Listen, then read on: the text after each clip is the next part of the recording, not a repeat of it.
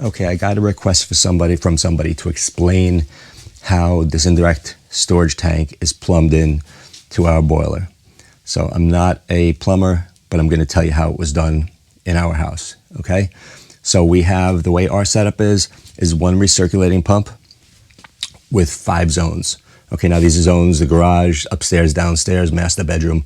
All right, it has nothing to do with the indirect heater, okay? So the indirect heater is on a separate loop, okay?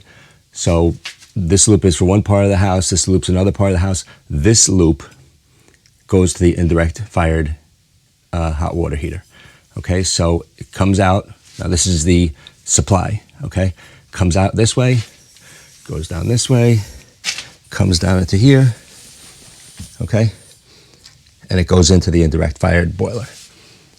It circulates around the outside in a coil, and it heats up the hot water inside this tank, and then it comes out this way, and it's pulled through by this recirculator. Okay, so it's the same as one of these zones up here, except instead of a zone valve, there is this, which is an aquastat. So when the temperature of this thing, you can set it whatever you want the temperature to be, the hot water to be. So if you set it for, let's say, 160, when the water's below 160, this will kick on. It's 110. It'll run the recirculator. It'll also fire up the boiler, and the boiler will start. This will recirculate hot water from the boiler in here, through this, in here, and through this, and around in a loop. All right, so that's basically that end, how it works. The other end is the drinkable water, or the water that you shower with, which is separate loop right here. Okay, this is a hot water out to the house. This is the water in that's getting ready to be heated, let's call it. It's split off over here.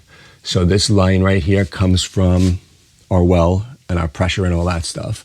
So you have the cold in. Part of it goes to the pressure reducer to feed the boiler.